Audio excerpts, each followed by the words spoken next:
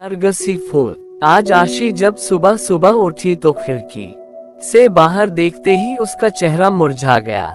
अरे कहाँ चले गए, कल तो यहीं थे। इतने महीनों से रोज सुबह दोनों को देखना उसकी आदत सा बन चुका था, और आज जब दोनों अपनी जगह पर नहीं थे तो आशी को कुछ खाली खाली सा लग रहा था। सुबह सुबह बस वो दोनों सामने दिख जाते तो आशी का रोम रोम पुलकित हो उठता था, सुवासित हो उठती थी उसकी सांसें। मन एक अद्भुत खुशी महसूस करने लगता, और सबसे खास बात, इन सब का सकारात्मक प्रभाव पड़ता उसके मन मस्तिष्क पर, और कलम खुद ब खुद कोई गीत लिखने लगती। पता नहीं क्या जादू था उन नरगिसी फूलों में, बस देखते ही मन मचल उठता। शायद असीम का असीम प्यार भरा था उनमें। आखिर उसी ने तो आशी के जन्मदिन पर यह गमला उसे उपहार में दिया था, और फिर दोनों ने मिलकर उसमें नरगिसी फूलों का ये पौधा लगाया था। देखो ना आशी,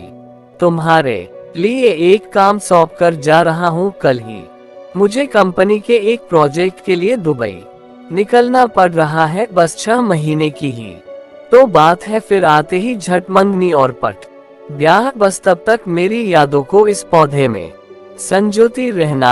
असीम को आशी को बातों में उलझाना बड़े अच्छे से आता था। असीम बेशक चला गया था, लेकिन आशी हर रोज बड़े अरमानों से उस पौधे को सींचती रही। आशी की खुशी का उस वक्त ठिकाना नहीं था जब वह एक रोज सुबह उठी और उसने पौधे पर 2 फूल खिले हुए देखे। पीले रंग के दोनों फूल बिल्कुल एक दूसरे से जुड़े हुए थे। आशी और असीम की तरह आशी रोज उन फूलों को निहारती रहती और असीम को याद करती। आशी की रोज असीम से फोन पर बात होती थी।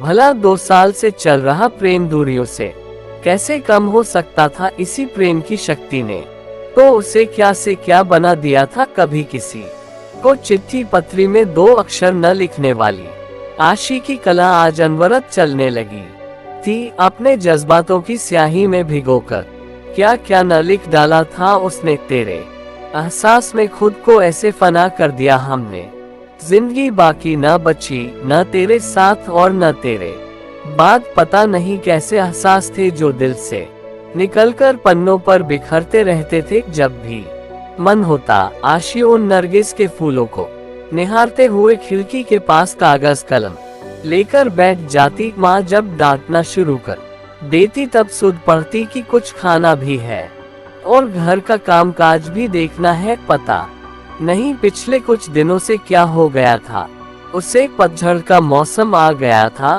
फूल मुरझाने लगे थे। माली से पूछकर खाद पानी भी डाला। असीम को फोन पर बताया तो वह भी पहले खूब हंसा, फिर बोला पतझड़ गीत जाने दो, सब कुछ ठीक हो जाएगा। आशी फिर भी आश्वस्त नहीं हो पा रही थी। अब तो बसंत की बहार भी छाने लगी थी, चारों तरफ एक मीठी बयार बहने लगी थी, लेकिन फिर भी आशी को कुछ सही नहीं लग रहा था। आज भी उन फूलों को देखे बिना बेचैनी बढ़ रही थी। आशी कागज कलम फेंक कर बाहर आ गई थी और गमले के आसपास ही चहलकदमी करने लगी। कुछ समझ नहीं आ रहा था कि क्या हो रहा है। इसी सोच में उससे ये भी ध्यान नहीं रहा कि काफी देर से बाहर की घंटी बज रही है। आशी कहाँ खोई हुई हो, दरवाजे पर कब से घंटी बज रही है, ध्यान कहाँ है।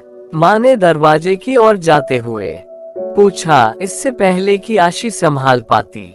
दरवाजे पर असीम खड़ा था, मुस्कुराते हुए, हाथों में नरगिसी फूल लिए।